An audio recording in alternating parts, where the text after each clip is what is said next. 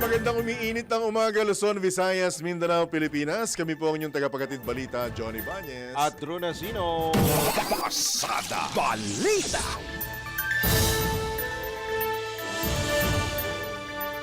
Ngayon, pasadahan na natin ang detalye ng mga nagbabagang balita. Pasada Balita. Kinumpirma mismo ni Pangulong Ferdinand Marcos Jr. ang pagkamatay ng isang Pilipina sa nagpapatuloy na sigalot sa Middle East. Ayon kay Pangulong Marcos, namatay ang Filipina caregiver na si Mary Ann Velasquez de Vera, tubong Pangasinan, habang tinutulungang dalhin ang kanyang alaga sa bomb shelter sa Tel Aviv, Israel. Paliwanag ng Pangulo, tinamaan ng shrapnel ng bumagsak na bomba si de Vera at kinumpirma rin ng kanyang asawa na isa ring migrant worker sa Israel ang pagkakakilanlan nito.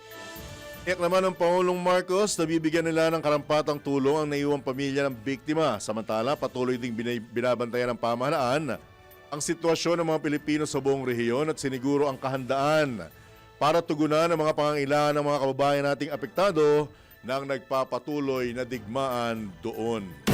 Pasada Balita. Kinumpirma na rin ng Iranian government ang pagkamatay ng kanilang supreme leader na si Ayatollah Ali Khamenei kasunod na malawakang pag-atake ng Israel at Estados Unidos sa Iran. Una nang inisinualat ito ni US President Donald Trump kasabay ng pagigit na nagtulungan ang kanilang bansa at Israel upang targetin si Khamenei na namuno sa Iran simula pa noong 1989. Patay sa mga ulat na patay din sa airstrike ang anak na babae at apo ng Supreme Leader at ang dalawa niyang manugang. Binigyang diin ni Trump na layunin ng mga airstrike na tuldukan na ang matagal ng banta ng Iran at pigilan itong makabuo o makagawa ng nuclear weapons. Nagbabala din ang Amerika na magpapatuloy ang kanilang pag-atake hanggat hindi nakakamit ang layunin ng kapayapaan sa gitnang silangan at sa buong mundo. Pasada Balita. Totalang national security conditions ng bansa nananatiling maayos ayon sa AFP sa kabila ng gulo sa gitnang silangan. Tanya mula kay Patrol 17, Jopel Pelenio. Masusing minomonitor ng Armed Forces of the Philippines o AFP ang mga kaganapan sa Middle East, katuwang ang Department of National Defense at iba pang civilian agencies. Ayon kay AFP Public Affairs Office Chief Colonel Sarces Trinidad, wala itong direktang banta sa Philippine territory o sa mga Pilipino at foreign nationals sa bansa. Tiniyak ni Trinidad sa publiko na nanatiling maayos ang national security conditions saan man na panig ng bansa. Hinikayat naman ito ang lahat na manatiling kalmado, maging mapanuri sa mga natatanggap na impormasyon at tiyaking mula lamang ito sa mga tanggapan ng pamahalaan o sa mga mapagkakatiwalaang source. Nakahanda naman aniya ang AFP na magsagawa ng repatriation and crisis response efforts para sa mga Pilipino na nasa mga apektadong lugar sakaling kailanganin. Patuloy anin Trinidad na magiging committed ang AFP sa tungkulin nitong suportahan ang whole of government efforts para tiyakin ang kaligtasan ng publiko at isulong ang national security. Ito si Patrol 17 Chopel Pileño para sa impilang may tadong lakas, DWIZ. Nagbabalita ng tama, naglilingkod ng tama. Pasada Balita. Pasado na ang agarang repatriation ng mga Pilipino sa Middle East sa gitna na rin ng nagpapatuloy na digmaan sa pagitan ng Israel, Amerika at Iran. Ito ayon kay Senate Foreign Relations Committee Chairman Erwin Tulfo. Ayon sa kanya, nakikipag-ugnayan na ang kanyang tanggapan sa Department of Foreign Affairs at Department of Migrant Workers upang matiyak ang agarang tulong sa mga overseas Filipino workers sa mga apektadong lugar. Pinayuhan din ni Senador Tulfo ang mga Pilipino sa gitnang silangan na ipagbigay alam sa mga otoridad ang kanilang kalagayan at agad makipag-ugnayan sa pinakamalapit na embahada o konsulada ng Pilipinas kung kailangan. Binigyang diin ng mambabatas na may nakahanda ng mga protokol. Kanya ring tinayak na nakahanda ang mga protokol ng mga embahada para sa paglikas at iba pang ayuda sakaling lumala ang sitwasyon sa Middle East. Pasada Balita. Ito, kapitbayan ha, kapitbayan. maaari pang mas tumaas kaysa mga naunang pagtataya ang presyo ng mga produktong petrolyo ngayong linggo dahil sa kaguluhan sa Middle East. Batay sa unang pagtaya ng industry sources, maaaring madagdagan ng piso at 40 sentimo hanggang piso at 60 sentimos ang presyo ng kada litro ng gasolina, 80 sentimo hanggang piso naman sa kada litro ng diesel, at humigit kumulang 90 sentimos naman sa kada litro ng kerosene o gaas.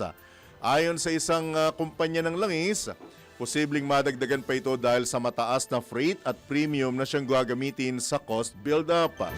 Ayon naman sa isang chief economist ng isang bangko, nananatili sa wait-and-see mode ang pandaigdigang merkado habang inihintay ang palitan na inaasahang magpapatuloy ngayong araw. Pasada Balita. Babala naman si Senate Committee on Finance Chairman Sherwin Gatchalian na maaring maapektuhan nga ang presyo ng mga produktong petrolyo sa Pilipinas kung magpapatuloy ang digmaan sa Middle East. Ayon kay Senator Gatchalian, hindi maganda ang timing nito dahil 4.4% lamang ang naitalang economic growth rate ng bansa noong 2025 at kapag tumasaan niya ang presyo ng langis, madadamay ang iba pang pangunahing bilihin tulad ng pagkain. Tinukoy ng senador na ang abiso ng Department of Energy na inaasang tataas nga ang presyo ng mga oil products ngayong linggo kung saan tinatayang madaragdagan nga ng piso at 10 sentimos ang kada litro ng gasolina, 50 sentimos sa diesel at 90 sentimos sa kerosene.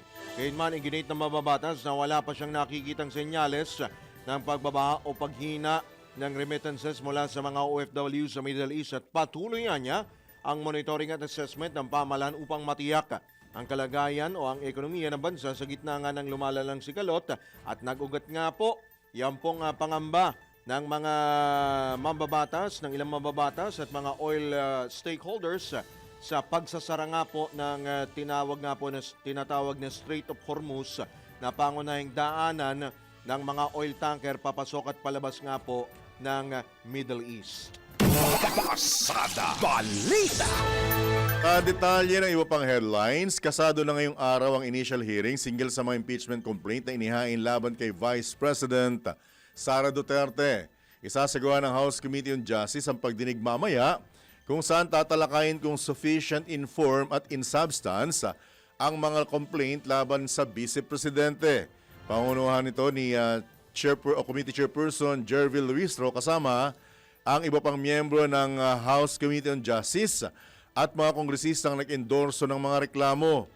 Nauna nang iniulat ni Congresswoman Luistro na susundin ng komite ang mga patakaran at parameters na ginamit sa naging impeachment proceedings kay Pangulong Ferdinand Marcos Jr. upang maging patas at nakabantay sa interes ng publiko.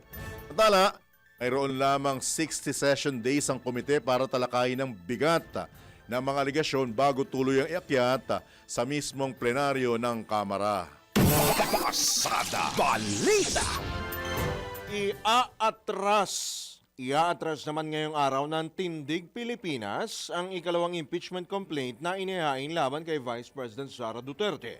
Kasunod ito ng anunsyo ng grupo na susuportahan na lamang nila ang ikatlong impeachment complaint na inihain laban sa Vice Presidente upang mas mapabilis ang proceeding sa Kamara. Ayon sa grupo, maiiwasan din ang duplication o pagdodoble sa mga grounds of impeachment at matitiyak na uusad dito ng walang delay ang bawat proseso sa pagdinig. Nabatid na gaya ng ikatlong impeachment complaint, nakasentro rin sa kontrobersyal na paggasto sa mahigit kalahating bilyong pisong halaga ng confidential at intelligence funds ang iaatras na reklamo.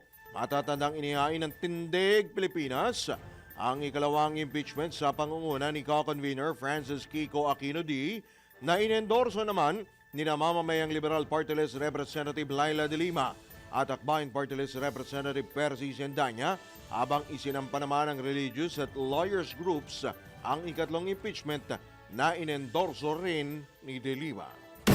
Pasada Balita.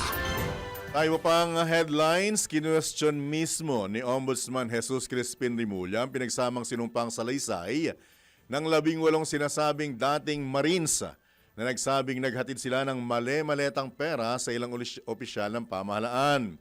Ayon kay Ombudsman Rimulya, imbento at may bahid politika ang mga ibinunyag na mga naturang dating sundalo. Mahirap anyang paliwana ang pare-pareho ang kwento ng 18 katao sa iisang affidavit, lalo't imposibleng palagi silang magkakasama at saksi sa lahat ng sinasabing pangyayari. Matatandang inihain ni Atty. Levy Baligod ang joint affidavit ng 8 dating Marines sa Ombudsman nitong Pebrero 26. Patay sa dokumento, iniuugnay ang mga dating sugdalo na sinasabing may koneksyon sa Marines at inupahan ni dating Congressman Zaldico sa pagpapadala ng kabuuang 805 billion pesos sa ilang matataas na opisyal ng pamahalaan. Pasada Balita. Tiniyak naman ni Senate President Pro Tempore Panfilo Ping Lacson ang masusing verifikasyon ng pinagmulan at kredibilidad ng impormasyon kaugnay sa aligasyon ng 18 dating Marines. Ayon kay Senator Lacson, na bilang chairman ng Senate Blue Ribbon Committee, dapat nakabatay ang investigasyon sa ebidensya at maingat na pagsusuri bago ang anumang sunod na hakbang sa nasabing paratang. Una ng kinwestiyon ng senador ang halagang 805 billion pesos na sinasabing inihatid sa ilang opisyal ng pamahalaan na anya hindi tugma sa sinasabing kickback ng ibang personalidad. Pinagdududahan din ni Lacson ang timing ng paglalantad na isinagawa sa bisperas ng ika-40 anibersaryo ng EDSA People Power Revolution at kasabay ng mga pagdinig ng International Criminal Court kaugnay ng war on drugs ng nakaraang administrasyon. Pasada Balita. Ibinasura naman ng isang korte sa Pampanga ang kasong estafa laban sa property development na si Delphine Lee, kanyang anak at 3 iba pa dahil sa kawalan ng ebidensya. Ibinaba ng San Fernando, Pampanga RTC Branch 42 ang hatol kung saan pinadismiss ang kaso laban sa mag-amang Delphine at Dexter Lee, Cristina Eliarte Sagun, Cristina de la Cruz Salagan at Atty. Alex Madrina Alvarez. Ito'y tungkol sa mahigit 1 dekadang issue hinggil sa tinatawag na Ghost Borrower Scheme ng kumpanyang Globasiatic Realty Holdings Corporation na pagmamay-ari ng nakatatandang Lee. Matatanda ang kinasuhan ng mga nasangkot noong 2011 matapos ang aligasyong kumuha ang mga ito ng halagang aabot sa 6.5 o 6.6 billion pesos mula sa kaban ng bayan. Pasada Balita. Niwala si Bayan Muna Party List sa chairman at human rights lawyer Atty. Nery Colmenares na malabong makumbinsin ang defense team ni dating Pangulong Rodrigo Duterte ang International Criminal Court na walang common plan ang mga nangyaring extrajudicial killing sa bansa. Ang kay Atty. Colmenares, mahina ang naging depensa na rogue cops o mga pulis na kumilos ng walang utos mula sa kanilang superior ang nagsagawa ng mga pagpatay. Maliban dito, hindi rin anya sapat ang ilan lamang na human rights speeches ni Duterte para patunayan na biro lamang ang mga naging pahayag niyang order to kill. Para sa amin, medyo problemado yung theory ng depensa dito kasi parang hindi ka panipaniwala kahit siguro Duterte supporter ka. Hindi siguro naman ka panipaniwala na gawa-gawa lang ito ng libu-libong pulisman na masama ang gising ng umagang yon at nagdesisyon na pumatay, di ba? Parang may pattern yung pagpatay, kill na order and then in-execute in broad daylight, maraming witness na parang hindi takot ang mga perpetrators na mahuli ng pulis. At yung pangatlo, may cover up pa. Maliban sa ilang sacrificial lambs, hindi talaga na-imbestigahan ng tama at na-prosecute ang mga libo-libong mga pulis na involved sa mga krimeng ito. Matala iginit din ng dating kongresista na hindi katanggap-tanggap sa batas ang depensang para sa common good ang pagpatay sa mga drug suspects dahil magdudulot ito ng kaguluhan at kawalan ng hustisya sa Pilipinas. Sa batas naman natin at sa batas ng mundo, bawal pumatay. Kaya ano pa man yung dahilan mo, bawal, di ba? So, kasi kung hayaan mo yan, o di yung susunod na, kahit sino, pwede mong patayin yung mga drug addicts sa barangay mo, tapos sabihin mo, ay, huwag niyo pong kasuhan na, para yun sa kabutihan ng lahat. Di ang gulo-gulo ng Pilipinas yan, patayan yan, kaliwat kanan, di ba? So, actually, sa totoo lang, yung ganong argumento ng DDS at ni President Duterte, may pag-amin yun eh. May pag-amin yun na, oo, pinatay ko yun. Pero ang purpose ko naman malinis ng komunidad. Pagdinig ni Bayan Muna Party List Chairman at Human Rights Lawyer Attorney Nery Colmenares sa panayam ng DWIZ. Pasada Balita. Tinutulan ni San Beda University Graduate School of Law Dean Father Ranilo Aquino ang pahayag ng depensa ni dating Pangulong Rodrigo Duterte na hyperbole at metaphor lamang ang mga pahayag nitong pagpatay sa mga drug addicts sa Pilipinas. Ayon kay Father Aquino, hindi kapani-paniwalang biro lamang ito at walang intensyong ipatupad lalo't libo-libo ang namatay sa extrajudicial killings ng Administrasyong Duterte. Kaugnay nito, dahil sa pahayag ng depensa na target lamang ng war on drugs ang mga drug addict, inatunayan anya nito na may widespread at systematic attack laban sa naturang populasyon na sapat na requirement para sa kasong crimes against humanity. Hindi biro ang nangyari. So, napakadaming napatay at pare-pareho ang pattern. Pag may namatay, ang sinasabi ng pulis, nanlaban, kaya binaril. Nung nakikita niyang napakadaming namamatay na at pinapatay, kung talagang hindi niya, it was not his intention na mag-utos na patayin sila, dapat kaagad niyang klinaro kung anong ibig niyang sabihin. Hindi yun ang nangyari. Ang nangyari, pinasalamatan na niya yung mga pulis na gumawa. At nang nagtalumpati siya, inamin niya na utos niya yung pagpatay. How else can you interpret that?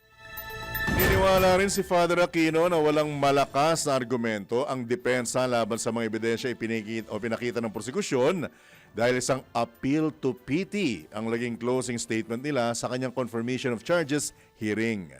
Yung closing statement ni Kaufman was an appeal to pity. Parang he wanted, isinilarawan niya ang dating Pangulo na nakakaawa na, wala na siyang interest sa nangyayari. And you know, when you resort to an argument to pity like that, you're admitting that you don't have a strong argument anymore. Well, that's an appeal to pity, and you don't appeal to pity if your defense is strong. So for me, that's a sign that the defense knows that its case is not very good at all. Naman po ang tinig ni San Beda University Graduate School of Law Dean Father Ranilo Aquino sa panayam ng DWIZ. Pasada Balita. Madala pagpapa-impeach kay Vice President Sara Duterte hindi dapat ibatay sa lakas o hina ng suporta ayon sa House Justice Committee. Ang detalye mula naman sa Kamara, Patrol 30 Jelly Mendez. Binigyan diin ni House Committee on Justice Chairperson at Batangas Representative Jervil Luistro na hindi nakasalalay ang kanilang mga hakbang sa lakas o hina ng suporta ng mga kongresista at ng liderato ng Kamara sa pagpapa-impeach kay Vice President Sara Duterte. Ayon kay Luistro, nakabatay sa konstitusyon ang proseso ng impeachment kasama ang kanilang gagawing pagdinig sa mga inihaing impeachment complaint laban sa Vice Presidente na sisimulan ngayong araw. Ginawa ni Luistro ang pahayag makaraang maglabas ng statement ang National Unity Party o NUP sa Kamara na kung walang ililitaw na mga bagong ebidensya laban kay VP Sara ay posibleng hindi nila suportahan ang impeachment complaint. Paliwanag ni Luistro, gustuhin man nila o hindi ay may tungkuling iniatas sa kanila ang saligang batas at una dyan ang pagdetermina kung sufficient in form and sufficient in substance ba ang mga reklamong inihain.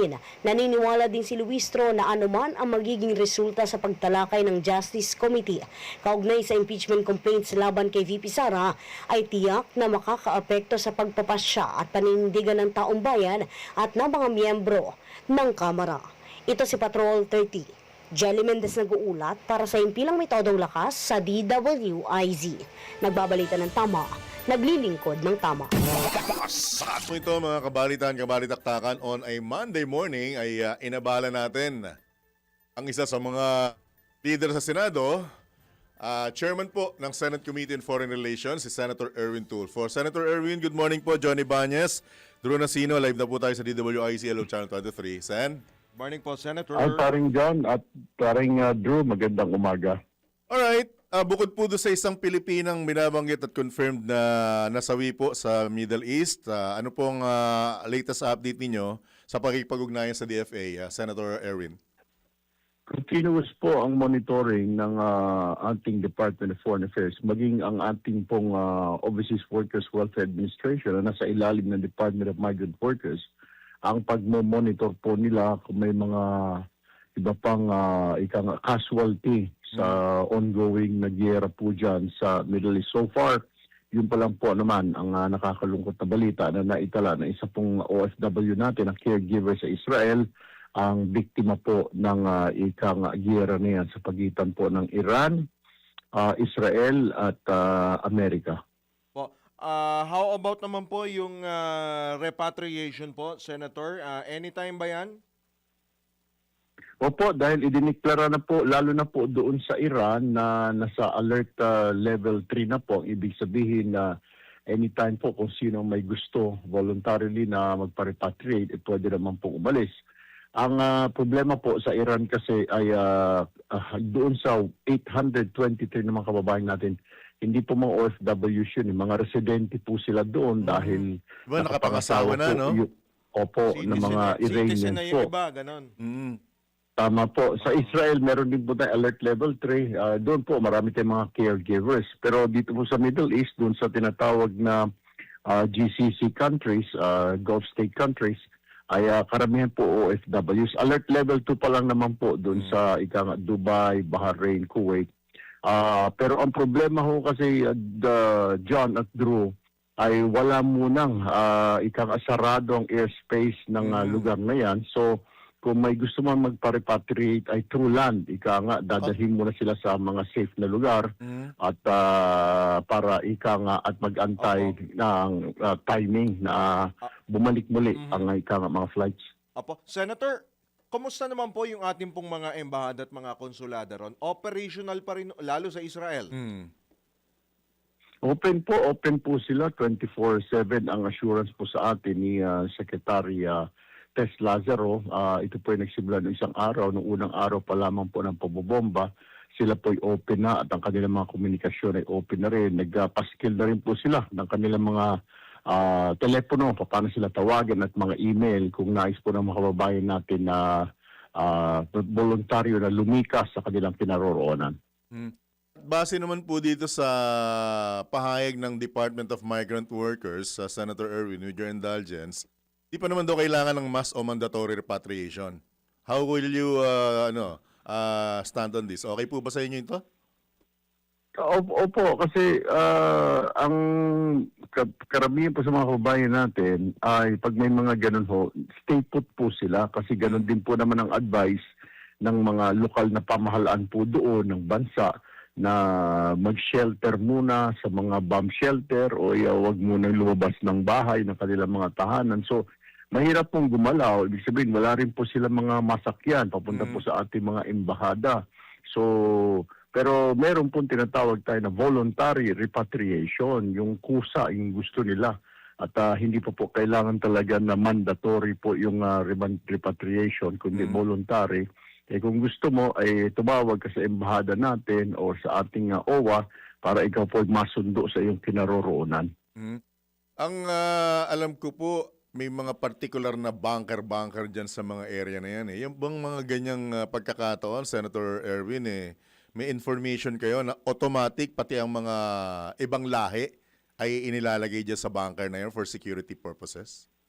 Tama po yun. Kagaya po na nangyari doon sa Israel, yung ating caregiver, dadalhin niya po yung kanyang alaga, ay on the way po sila nang tumama po ang bomba. Papunta po sila doon sa bomb shelter. Hindi na po sila umabot doon. Lahat naman po, kahit sa ibang bansa, diyan po sa Middle East, may mga bomb shelter. Pwede pong sumilong po diyan kahit anong lahi. Right.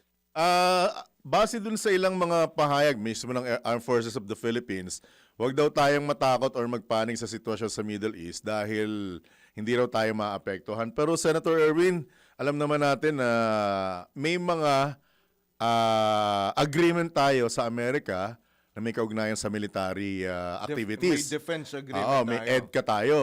May basa ka ba or may masasabi ka ba na pwedeng maging epekto ito para tayo'y targetin din? No, wag naman ng mga kalaban ng Amerika. Una po sa lahat, malayo po tayo sa ika nga Middle East. Hindi po tayo aabutin yan ika nga ng mga missiles ng Iran. Pangalawa, kaibigan po natin ng Iran. Meron po tayong diplomatic ties po dyan dahil marami po sila mga estudyante dito po sa atin na nag-aaral. So, kumukuha po ng medisina.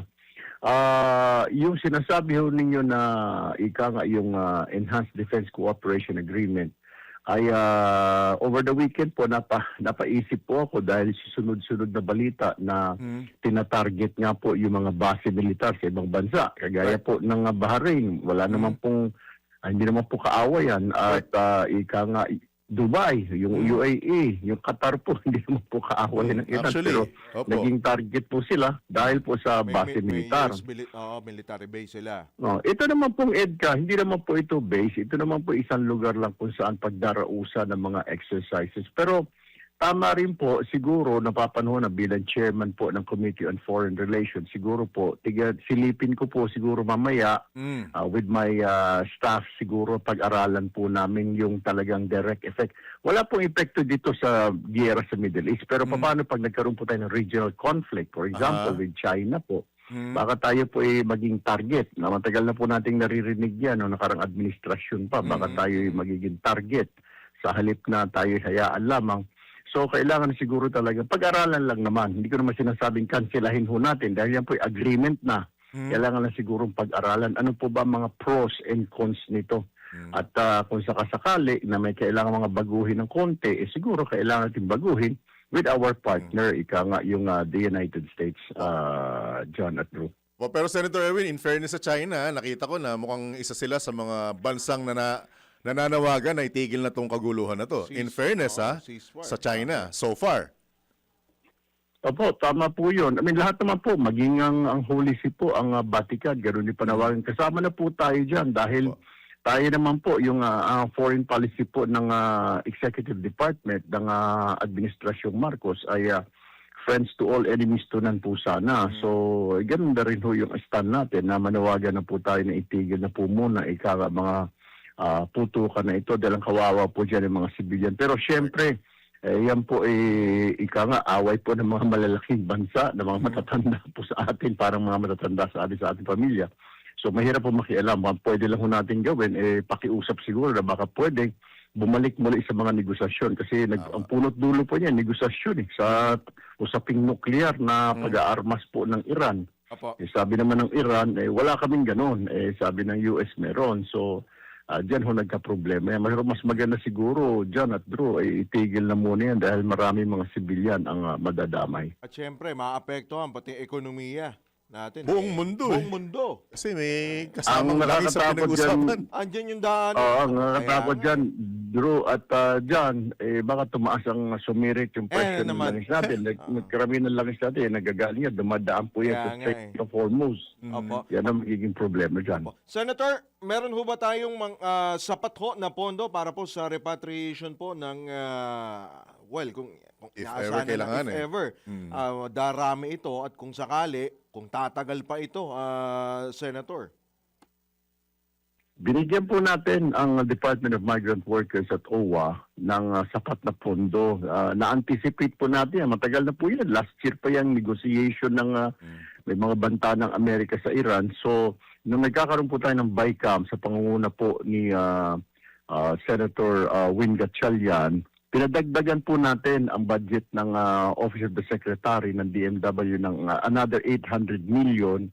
At ang OWA naman ay pinadagdagan natin ng 500 million. So a total of 1.3 billion para po dyan sa mga contingency na yan, mga pangyayari na gano'n na pwedeng ilikas po ang ating mga kababayan. Pero kung titignan niyo po, hindi po sasapat yan sa ilang milyon nating mga kababayan na nasa labas po ng bansa. East, diba? Pamasahe pa lang, baka kulang na. Tama po yan, Opo. pero sana naman, hari nawa, wag naman na, ho wag talagang naman tuloy. kumalat ito at lahat ng kababayan natin umuwi. Malaking problema ho sa atin yan pag lahat po yan Pero umuwi. opo, Ano na lamang po, Opo. paano na pong sila makakatulong sa ating ekonomiya na magiging problema po natin, saan natin kukunin. Senator, may info na rin ho ba kayo doon naman sa mga kababayan natin sa Iran?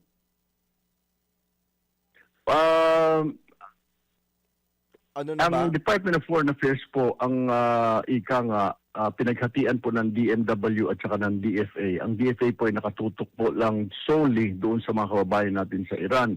Pero as of kagabi po, I was speaking to Secretary Lazaro. Ang sinasabi po niya ay stay put lang muna daw yung mga kababayan natin doon at wala pa naman po nagpahayag na gusto po nila mag-repatriate so far. So, hindi naman ho natin pwedeng pilitin po yun dahil yun ay may mga pamilya na po, may mga anak na po doon. Ayaw siguro nilang iwanan ang kanilang mga pamilya.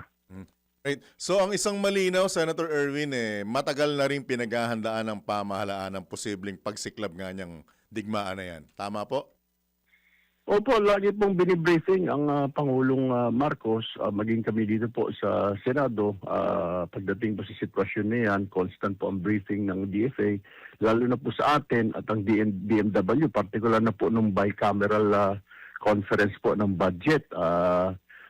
Yan po ay napag-usapan na kaya po na-anticipate natin na dagdagan natin. Paano kung itong conflict na ito, di po ba dati Israel-Gaza lang po ang problema? Sabi ko paano pag may spillover yan, yung Gaza, karamihan dyan yung mga Muslim.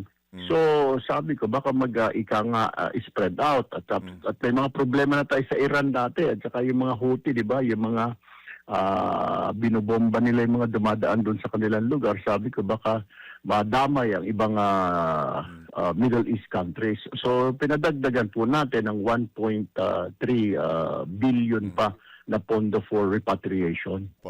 Right. So lang po, Senator Erwin, with your indulgence, baka pwedeng bulungan mo yung ilang mga kasamahan mo dyan na mukhang ang dating yata mukhang walang ginagawa ang pamahalaan at nagulat sa nangyari sa Middle East. Pakibulungan na lang po, baka hindi yata naririnig na may mga nang ginagawa. Hindi na-inform. Katulog Meron naman po. As a matter of fact, John at Drew, kasi ito po nag-umpisa po ng Sabado po ng umaga. Daling gabi po doon ng Biyernes sa kanila. Umaga pa lang po, nag-usap na po. I think Saturday po nangyari ito. So, few hours after that, humingi na po ako ng briefing kay Secretary. At ang sabi nga ng Secretary, nung Saturday ng 11 ng gabi, hanggang madaling araw ng Sunday, nag-uusap sila ng DMW kabilang sa Zoom meeting ang lahat ng ambassadors natin sa mga bansa na apektado ng giyera na yan, pati ang ating mga labor attachés kung ano mga gagawin, ano mga plano. Nakalatag naman, Drew at John, yung mga evacuation kung sakasakaling kailangan silang ilikas. Meron po talaga naka-ready. May ready na naman pong pondo, naka-ready. Maging ang AFP po, nag-volunteer na tutulong po sila kung kailangan po ng aeroplano natin na dadalhin po doon. Handa naman po tayo. Kasi magiging problema po dyan, yung sasakyan kung marami pong uuwi. Pero sa biyahe. ang problema, ang problema sarado Kaya bailan muna sila, pupunta muna sila sa Egypt. Kaya Egypt, di naman kasama dyan. So doon muna sila pwedeng lumipat. Jordan sana, kasi mo, ang Jordan napapasama na rin ngayon. So kailangan mo nang hanapan ng isang lugar na safe silang pumunta. Right? Sa inyo pong pagkakataon, Senator Erwin, baka may karagdagan pa po kayo mensahe, lalo na sa mga kamag-anak ng mga kababayan May natin mga panawagan nasa po. Middle East. Saan sila pwedeng tumawag? Sino ang pwede nilang hanapin? Sa website po ng DMW, pati po ng DFA po natin, doon po natin makikita yung mga contact numbers. Pero ang pinakamahalaga siguro, wala tayo maitutulong for now. Ang gobyerno natin kumikilos ngayon.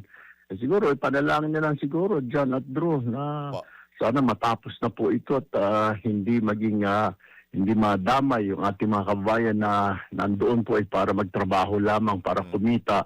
Yung po pinakamasaklap doon magtrabaho ka lang, pas madamay ka sa mga gulo, yun ho ang masaklap. So ipadalangin na lang po siguro natin yung ating mga kababayan na para sa kanilang kaligtasan. Right. That Senator Erwin Tulfo, as always, maraming salamat sa pagkakataon. Good luck at sama-sama po tayong manalangin tungkol dyan. Good morning, sir. God Maraming bless. salamat Ingat po. Magandang umaga Salamat po. po, Ingat. Senator. Alright, yan po si Senate Committee on Foreign Relations Chairman Erwin Tulfo na nangakong bubulungan niya. Bubulangan. Yung kasamahan niya sa Hindi Senado. bubulyawan, ah. Hindi. Bulong. Oo. Gisingin, baka nakakatulog habang may pag-uusap. Parang bulong. Diba? Kasi parang ang nangyayari, nagulat Nagulat? na mukhang ang tagal na raw pinaplano ng Amerika ang paglusob. Mukhang nagulantang daw ang Pilipinas at ang gobyerno at tila baga hindi Kino-question po napagandaan. sa Amerika yung ginawa po ni President Donald Trump sapagkat wala pong approval ng Initially. Kongreso yung kanya pong naging hakbang. Sa akin lang, ang tanong ko lang sa kagalang-galang na mambabatas, hindi po ba kayo bahagi ng gobyerno? Kaya nga kayo nakaano dyan. Kaya nga kayo inihalal Kaya dyan. kayo nandyan. Di ba? Oh. Pangalawa, Sino ba yun? Ha? Alam mo, ang oras natin, not pa naman late in the evening, It's early morning pa. Yun na lang sasabihin ko. Kahit Not sa kasi ng bigote. Wag po kasi kayo masyado nagpupuyat. Nagpupuyat kayo sa walang yatang katorya-toryang pangyayari. Kaya nais ko pang kayo. Di ba? Trabaho nyo ho yan. Nasa pamahalaan ho kayo, kaya huwag nyo sisihin ang pamahalaan. Dahil pag sinisi nyo pamahalaan, kasama kayo ron. Kasama kayo sa walang ginagawa. Ang linaw ng pahayag, di ba? Hindi pa man pumuputok yung gera na yan, nakahanda na, nagdagdag na nga ng pondo para sa mga kababayan natin Ano ngayon ang sinasabi mo, Mr. Ikaw talaga, Tinatanong ko lang. Yung idol mo, pagsabihan mo kasi, Tinatanong ko lang. numero 1 pa naman siya nun. Tinatanong ko lang. Ha? Ang dami pa namang humahanga sa kanya. Suko na ako taas na yung dalawang kamay ko Talaga? Eksena sa pelikula yon. Oras muna sa Saudiyat. 47 at kalahating minuto na makalipas sa ika-6 ng umaga. Kabalitaktakan tayo tumanggap ng mga pag-ulat mula sa labas ng himpilan. Agaran at komprehensibong modernasyon ng Philippine Coast Guard ipinanawagan sa pamahalaan ng isang mambabatas. Tali mula kay Patrol 30, Jelly Mendez. Nanawagan sa pamahalaan si Basilan Lone District Representative Yusuf Alano na bigyang prioridad ang pagsasamoderno sa Philippine Coast Guard o PCG. Partikular ang pagbili ng mga barkong magagamit sa mabilis na pagresponde sa anumang trahedya sa karagatan. Ginawa ang panawagan sa gitna ng pagdinig ng House Committee on Transportation kaugnay sa lumubog na MV3 sa Kirsten 3 kung saan ay marami ang naiulat na nasawi. Napuna kasi ni Alano ang timeline mula nang lumubog ang barko 1 buwan na ang nakalilipas kung saan ay inabot ng 9 na araw bago nahanap ang eksaktong lokasyon kung saan lumubog ang naturang barko. Napag-alaman din na nagkaroon ng technical constraints ang PCG gaya ng kakulangan ng side scanning sonar at kawalang kakayahang magsagawa ng deep sea diving nang walang kinakailangang specialized equipment. Kinwestiyon din ng kongresista ang kawalan ng basic recovery at detection tools na magagamit sana ng mga otoridad sa pagresponde sa mga biktima.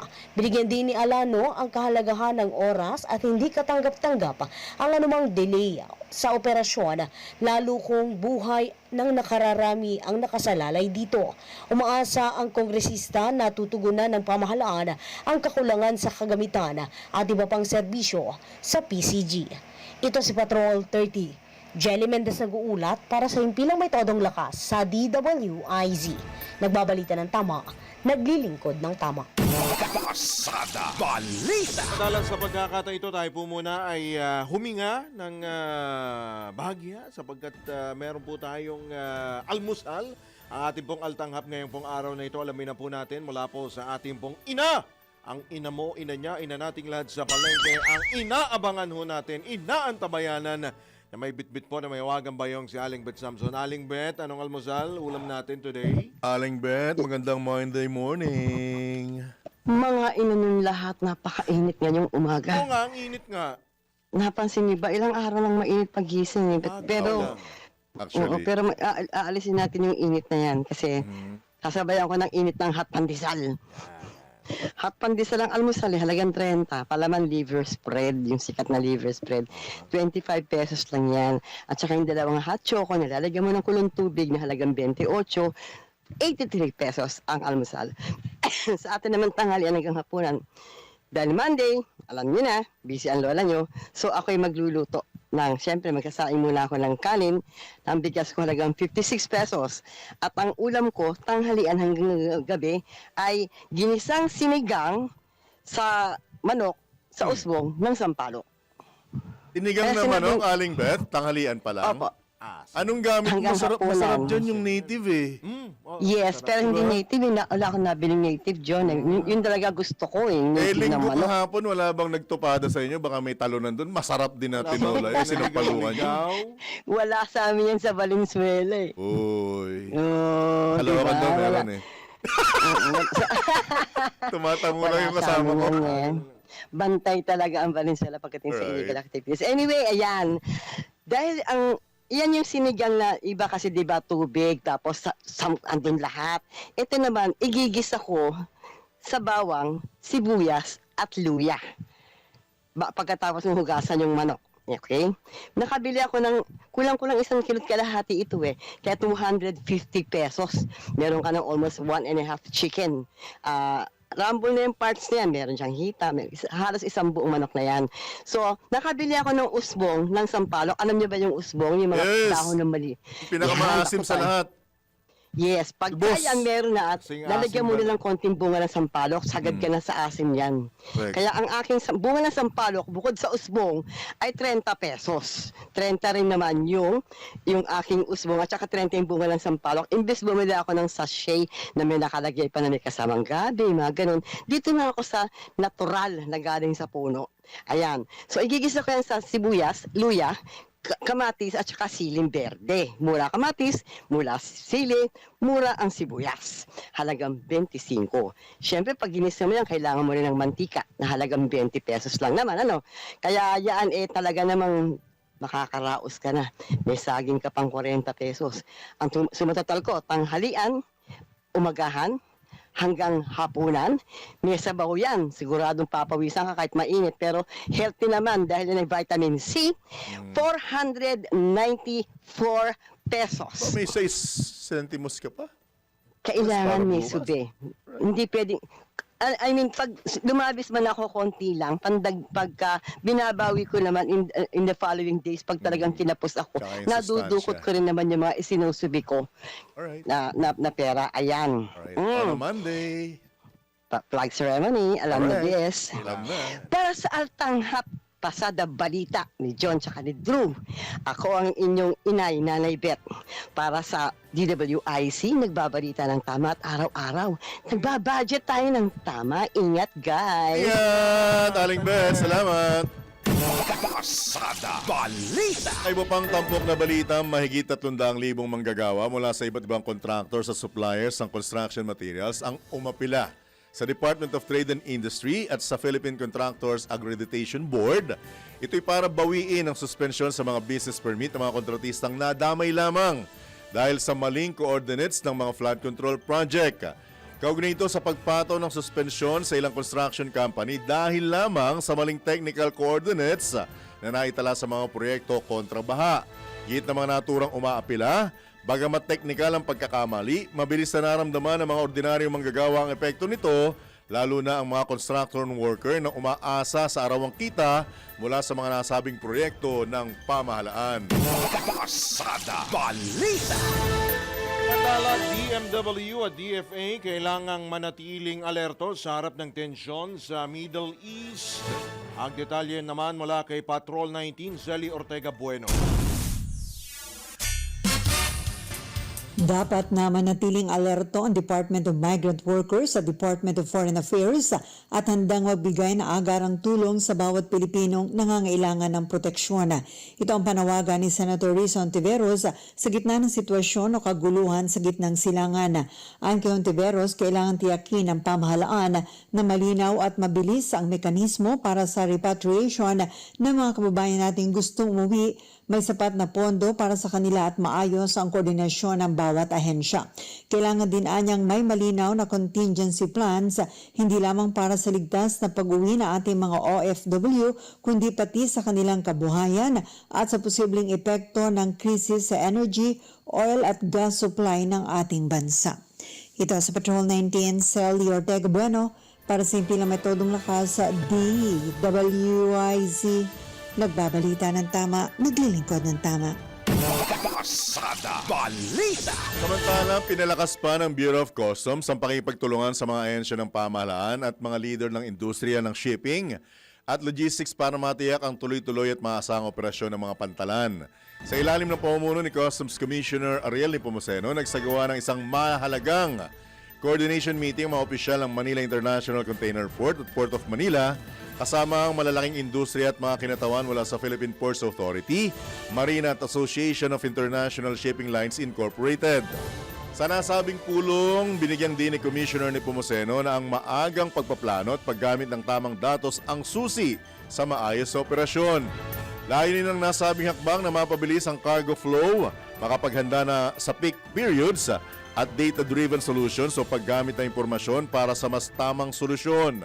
Alinsunod ng hakbang sa mismong vision ni Pangulong Ferdinand Marcos Jr. na gawing moderno ang serbisyo ng pamahalaan at isulong ang ease of doing business para sa mas matatag na ekonomiya ng ating bansa.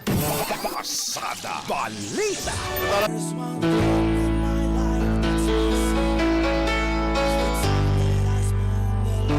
At narito na po ang tinatawag na Nature Month March. Every morning is a cheerful invitation that I live a simple and unpretentious life like nature. Thank God, thank God, thank God. Have a blessed Sunday and God bless you. O have a blessed Monday and God bless you. Yan po ang napakaikli pero napapanahon at napaka makahulugang mensahe mula po sa aming nag-iisang chairman, Boss D. Edgar A. Cabangon ng Aliw Broadcasting Corporation. Ang mga balita. Balita. Impeachment laban kay VP Sara sisimulan ng talakayin sa Kamara ngayong araw. Pasada Balita. Ombudsman Remulla duda sa isinumiting sinumpaang salaysay ng mga ex-marines na sinasabing bagmen ni dating Congressman Saldico. Pasada Balita. Sa balitang pangkalakalan, Export Group pinangangambahan ang malawakang taas presyo sa trade at energy markets, bunsod ng tensyon sa Iran. Pasada Balita. Sa balita naman mula sa ibayong dagat, 3 patay sa inihinalang terror-related shooting incident sa Texas, USA. Pasada Balita. At sa balitang pampalakasan, Gilas Pilipinas muling pinaluhod ng Australia sa 2027 FIBA World Cup qualifiers. Pasada Balita. Sa balitang pangkalusugan, mga paraan kung paano gumaling mula sa keto ang ating alamin. Pasada Balita. At sa balitang showbiz, Gerald Napoles at Kim Molina kasal na.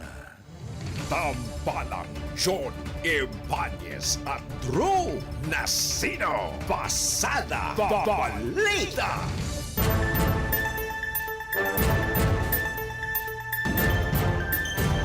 At detalye pa na ibang mga nagbabagang balita, iginit mismo ni House Committee on Human Rights at Manila 6th District Representative Benvenido Benny Abante Jr. na dapat gawin ng krimen ang extrajudicial killing sa bansa. Ayon sa kongresista, nasa datos ang libo-libong kaso ng pagpatay sa war on drugs ng administrasyon ni dating Pangulong Rodrigo Duterte. Taliwas niya ito sa iginit ng abogado ng dating Pangulo na si Attorney Nicholas Kaufman na walang matibay na ebidensya ng mga nasabing pagpatay. When we were investigating that in my committee, sinabi po ni Attorney Conti sa ni Attorney Neri that they have a listing of more than 30,000. Kami, tinanong ko yung ating kapulisan, the Philippine National Police, na mayroong listing na almost 7,000. Almost 7,000 na pinatay ng mga pulis. Sabi ko, meron ba kayong evidence dyan? Because kung naniniwala tayo that there would be around 7,000, there should have been 7,000 evidences na mga baril na dapat kinumpiska ng Philippine National Police. Binigyan din ni Congressman Abante na mas pinalala ng reward system para sa mga pulis ang naging proseso sa pagpatay noong kampanya ng nakaraang administrasyon laban sa illegal na droga. Nung sa Quadcom, meron kaming around 17 bills. I think that we filed around almost all of them. Ibig sabihin, yung extrajudicial killing, binanggit pa namin na this ought to be a crime. Dapat yan, gawin ng crime yung extrajudicial killing na yan. Pangalawa, dapat merong reparation ang mga biktima. Kung mapatunayan, talagang sila'y binaril ng walang due process.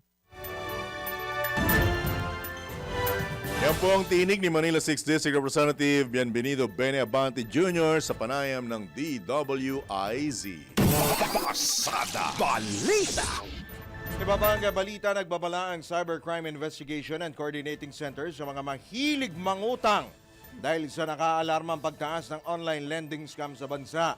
Ayon kay CICC Executive Director Undersecretary Renato Aboy Paraiso, bagaman pinadali ng teknolohiya ang paghiram ng pera, ginagamit naman ito ng ilang illegal na lending companies para lokohin ng publiko. Mahantong paa niya sa psychological torture ang ilang paraan ng paniningil ng mga lending apps sa mga taong hindi nakababayad ng utang. Ang kampanya natin laban sa mga online lending applications, yung mga illegal. To be fair, may legal na online lending applications, pero nasasaktan yung industriyang ito dahil doon sa mga illegal na mga nagpapautang at kumaningil, wagas talaga, kulang na lang. Hubarang ka sa social media, ipahiya ka sa trabaho at sa pamilya mo. Binigyang din ni Yusek Paraiso na maaring maharap sa mga parusa tulad ng unjust vexation, libel at syndicated staffa na non-bailable ang kumpanyang hindi malinaw ang mga terms at may harassment sa paniningil. Kung ang paniningil lang through ICT, hindi ho masama maningil. Ang pinagbabawal ho, pag halimbawa ho, organized lending institution to, o yung mga online lending applications ho to, no, bawal ho sila mag-engage in unlawful harassments po. Wala ho masama, maningil tayo using Facebook. Ang masama ho, pag halimbawa ho, yung paniningil natin, nagkakaroon ng ibang krimen, gaya ng libel ho. Ang libel naman ho, hindi kailangan gawa-gawa. Kailangan lang, ang intensyon mo is mamahiya ng isang tao. Kapatinig ni CICC Executive Director Undersecretary Renato Aboy Paraiso sa panayam ng DWIZ. Pasada Balita. Samantala sa pagkakataon po ito mga kabalitan-kabalitaktakan, tayo po'y pinalad na makakakuha ng reaksyon sa update kaugnay ng katatapos pa lang, di ba? Ng confirmation hearing ng sa International Criminal Court sa The Hague, Netherlands. Mula naman sa senior lecturer ng University of the Philippines Law, si Attorney Lee Yarcia. Attorney Yarcia, good morning po. Johnny Banyas, Drew Nasino. Live na po tayo sa DWIZ, Hello Channel 23. Attorney. Good morning po, Attorney.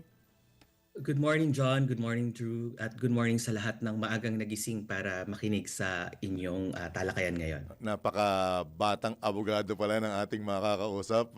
Anyway, Attorney, both sides, anong naging observation mo sa naging ending bang masasabi? Yung confirmation? Apat na araw ng confirmation hearing. Dito muna tayo sa panig ng prosecution. How will you describe yung kanilang pagbibigay ng argumento sa ICC? Attorney Yarcia. Go ahead, sir. Masasabi ko na the prosecution really did their homework. No? Naghanda talaga sila para sa kanilang presentasyon sa confirmation of charges hearing. Tayo kasi, we lived through the war on drugs no, mula sa 2016 onwards. Pag pinakinggan mo yung confirmation of charges hearing, maganda yung pagsa-summarize nila ng naging history din ng Philippines in a way. Yung paglalatag nila ng mga ebidensya na may kinalaman sa war on drugs. I would say na yung batayan kasi ng ICC, meron bang sapat na ebidensya, ang tawag ay sufficient evidence para magtuloy sa trial, at sa palagay ko, naghanda talaga ng mabuti ang prosecution para sa presentasyon na yon. Right, so ang dating nitong kumbaga naging sapat ang kanilang paghahanda at kanilang presentasyon. So medyo matibay-tibay kung ating lilimiin, Attorney Yarcia. Tama po ba in layman's term?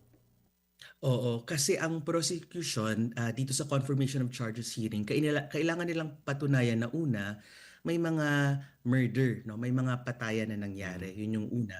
Pangalawa, kailangan nilang patunayan na ito ay sistematiko, no? Tsaka widespread, no? Malawak.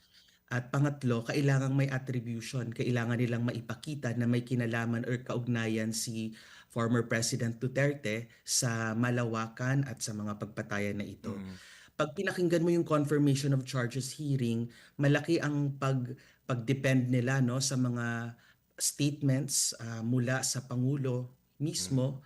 Nariyan din ang iba't ibang mga testimonya mula sa mga witnesses at ang pagkalap nila ng forensic evidence.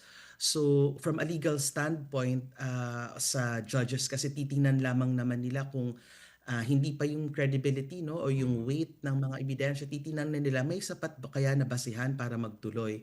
So base sa mga previews ng mga cases na tiningnan ng ICC, kahalintulad or medyo lagpas pa, no, yung ebidensya na naibigay ng prosecution. Right, balik naman tayo sa kabilang side naman, sa panig ng depensa. How will you rate yung naging galaw at pahayag ni, in particular, si Attorney Nicholas Kaufman? Po. Masabi ko na magaling din ang defense, no, sa kanilang prosecution. Nung mga unang araw, ang presentasyon nila medyo nag-focus sa politics of it, no. They're blaming the former president, no, the current president Marcos, no, kaya nandoon sa The Hague si former President Duterte. Pero nung nagpresenta na sila on the merits, I would say that they also prepared. Ang naging estratehiya kasi ng defense, una, they really challenged the attribution element, no? Quinalify nila yung mga statements ni former president na wala namang order to kill or hindi niya iniimpluwensyahang pumatay. Ito lamang ay may kaugnayan sa self-defense, no? They only use and exercise the lawful exercise of their office, yung kanyang depensa. At nag-identify siya ng ibang mga statements din ni former president na nagsasabi na ang order talaga at ang instruction ay self-defense lamang. Ang isang nakakagulat sa defense, pati yung element ng murder, they also challenged it. Normally kasi pag tiningnan mo yung mga ICC cases, ang focus lang nila, walang kinalaman yung pinaka-head ng state or yung most responsible commander or superior. Pero sila mismo, pati yung mga ebidensya, sinabi nila na sa Davao, wala naman talagang nakitang mass graves. They also challenged those pieces of evidence. So I think that those were expected of the defense. Yun nga lang, kapag titimbangin mo kasi yung prinesenta ng prosecution at ng defense, while may mga challenges, objections, or qualifications na ginawa ang defense, sa palagay ko, mas madami pa rin at mas matimbang pa rin yung naibigay ng prosecution. Mas mababa kasi yung threshold ng evidence at this stage, no, hindi katulad sa trial na dapat proof beyond reasonable doubt. Dahil mas mababa yung threshold at this stage, sa palagay ko, kinailangan ng defense na mas i-address lahat ng mga pieces of evidence. Sa palagay may mga lumagpas na hindi na-address. Halimbawa, yung lahat ng mga admissions ni President Duterte or at mga statements, hindi lahat iyon na-qualify. Siguro mga half lamang na-qualify. So, kahit may in-offer na explanation ang defense, there's still more to be desired, no, for the whole presentation of the prosecution to be addressed. May nakikita ka bang magtutuloy-tuloy sa trial proper ito, Attorney Garcia? Base sa experience Most likely this will proceed to trial, opo, kasi gaya nga ng ilang mga previews na nag-decide ang court, ang threshold, tinatawag natin diyan substantial grounds. From a legal standpoint, ang kahulugan lamang ng substantial ground, kung ikaw ay isang reasonableng person, kapag ibinigay sa iyo ang mga evidence na ito, may isip mo ba na nangyari kaya talaga ang crime at yung person na accused or yung suspect, siya kaya talaga yung gumawa nito? So hindi siya beyond reasonable doubt kaya very likely na this will proceed at aasahan natin yan in the next 60 days kasi magpapasya ang ICC pre-trial chamber, malalaman natin ng kanilang pasya. Attorney, how about naman po sa panig naman po nitong mga representatives ng mga tinatawag po na EJK victims. Ano sa tingin nyo? Sapat ba yung kanilang inilatag po ng mga argumento, mga ebidensya o kung meron man, attorney? Anong take po ninyo dyan? Mm. Isa itong kakaibang aspeto sa ICC, no? Usually sa mga domestic court, sanay tayo na ang prosecution at ang state, no, through the defense, sila lamang ang nagsasalita, no? Pero sa ICC, binibigyan ng pagkakataon ang victims at ang kanilang counsel na magsalita, no? Hindi lamang as witness kundi part of the legal proceeding. At very important ang naging contribution dito ni Attorney Butuyan at ni Attorney Andres, ang mga common legal counsel for the victims. During the presentations, mapapansin mo na maigting talaga ang boses ng mga biktima na ipiniresenta ng ating mga counsel. Mula sa losses, ito kasi yung perspective na kailangang ibigay ng mga victims. Ano ba yung naging epekto sa kanila? Hindi lamang sa pamilya, sa komunidad, at bakit kailangang magtuloy-tuloy to trial ang kaso laban kay former president. At para sa aking assessment, no, from a legal standpoint, malinaw na nailatag nila ang epekto sa mga biktima at bakit meron talaga silang call for justice. At sila din mismo, meron din silang mga direct responses, no, kay Kaufman sa defense, at nilinaw din nila kung ano ang mga naging challenges at mga issues, no, lalo na sa mga ebidensya na supposedly qualified, yung mga statements na supposedly qualified, dahil nga galing sila sa Pilipinas. Pinoint out ng victim, ng counsel for the victims, na actually yung ibig sabihin talaga ng neutralize, yung mga statements ng president, polisiya yan, yung mga Philippine specific nuances, no, maganda din ang naging talakayan nun, ang presentasyon ng counsel for the victims. So, naging malinaw ba yung bigat na pag sinabing niya i-neutralize, talagang ibig sabihin is paslangin, Attorney Garcia? Oo. Ang naging argumento ng prosecution, sa palagay ko malinaw, kasi yung una, sinabi nila na pag titingnan mo yung CMC, yung Memorandum Circular, neutralize talaga. Wala naman kasing presidente or commander na maglalagay talaga na kill, no, sa kanilang official policy document. So neutralize. At yung paglatag nila na nung namatay, for example, yung isang biktima, si Espinosa, nung namatay siya, nagbago yung classification niya, nakalagay neutralized with two lines na red, no, na nagsasabi na ito nga talaga ay ibig sabihin kill. Tsaka yung pagka-contextualize din ng counsel for the victims na dito sa Pilipinas, kapag sinabi mong neutralize during that time, it really pertains to killing. So while qualify ng defense, sa palagay ko mas malinaw ang paglalatag ng prosecution na neutralize meant killing. Attorney, sorry pero meron kasing mga nagpapakilalang legal luminary at meron din mga nagsasabi na pwede namang ihalin tulad na sa kaso ni Adolf Hitler, yung nangyari na wala namang sinabi si Hitler na patayin mo yung mga yan Pero may nangyaring pagpaslang, mass murder, massacre actually. Genocide actually, di ba? So maaari ba nating may compare itong kasong ito kung hindi tayo magkakaroon ng problema sa ICC or sa korte for that matter? Pwede ba, Attorney Garcia? Harrison. Siguro hindi ko i-direktang compare with Hitler kasi in terms of scale, no, na mas very different yung scale. Pero at least sa element na ang isang commander sa international criminal law, kasi yung most superior or yung commander, siya yung pinaka-responsable, no. So sa whether it's Hitler or yung iba pang mga naging former heads of state, no, masasabi natin na ang attribution sa kanila hindi nakadepende sa specific na order na sinabi nila na patayin mo siya, no, or kaya yung direct order na tinatawag.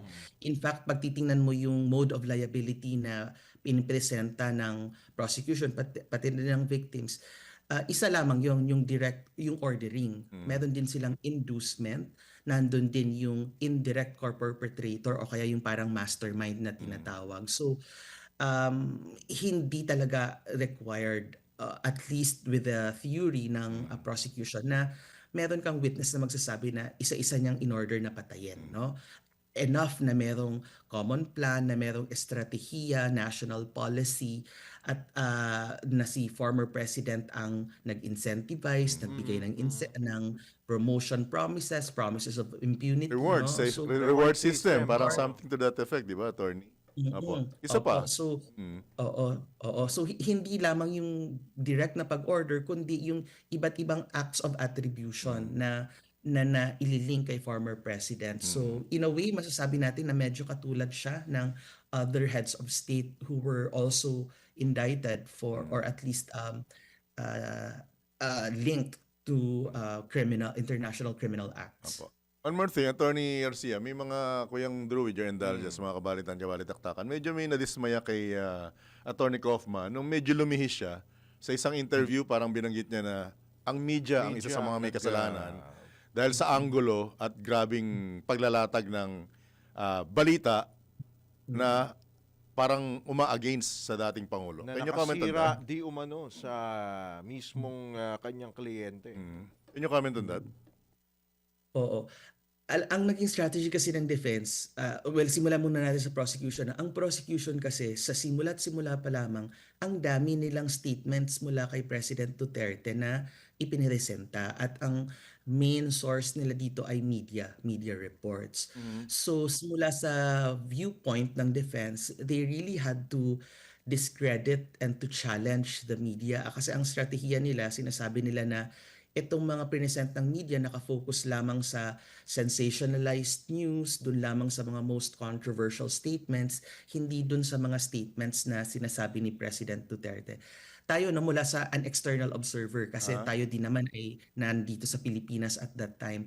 Alam natin na yung media at that time, they were really presenting the state of the country, at hindi din naman hindi tayo unaware, no, na while may mga statements on self-defense, lawful exercise, alam natin na by and large during the war on drugs, it was really a very punitive environment, no? So masasabi ko na yung at least yung mga present na media clips, no, ng prosecution, hindi naman sila cherry picking, no, gaya ng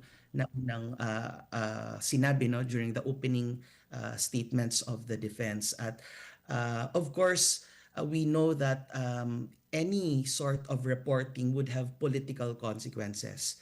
Pero hindi naman ito ibig sabihin politicized ang media, o kaya naman ay they're just merely reporting for a political purpose. So medyo mabigat yung allegation ng defense, but he had to do that kasi ang bulk of the initial pieces of evidence presented by the prosecution are really on media reports. Apo, attorney, would you agree or disagree dito sa pahayag po ng defense na it's just a hyperbole or metaphor, or dito nga po sa pahayag ni dating Pangulong Rodrigo Duterte na papatayin o pagpatay sa mga drug addicts? I'm really more interested on how the ICC judges will think of it, kung hyperbole ba siya o bravado lamang o kaya joke lang. Or just a rhetoric, ika?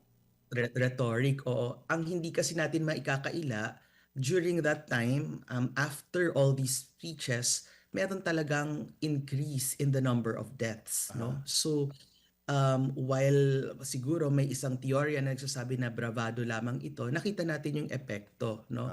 At siguro the defense would have to explain kung bakit, let's say, hindi clarify, kung wala naman talagang intention or wala talagang inducement or ordering. Kailangan na ipaliwanag ng defense bakit biglang may at least 4,000 or 7,000 or 30,000 na deaths na nangyari. So para sa akin medyo hindi ganun kalakas yung argumento that this is just rhetoric, given Or just a figurative scale. speech, ika?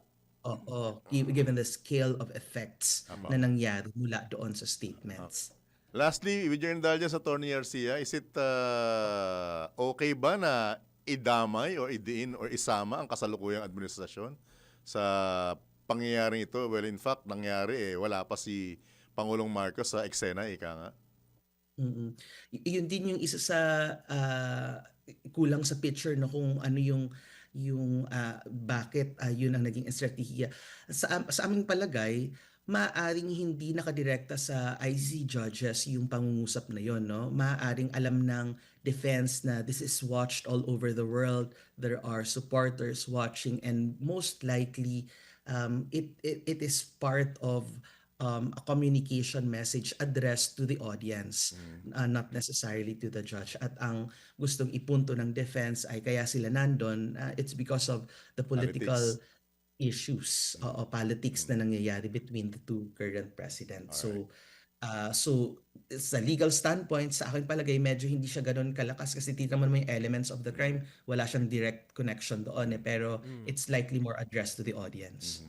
Alright, nasa inyo po ang pagkakataon ng Tory Garcia, baka may karagdagang mensahe kayo, lalo na sa mga nag-aabang sa mga susunod na kabanata nitong isyong ito, Attorney Garcia. April pa yata lalabas, o baka Mayo pa lumabas. Depende. Oo.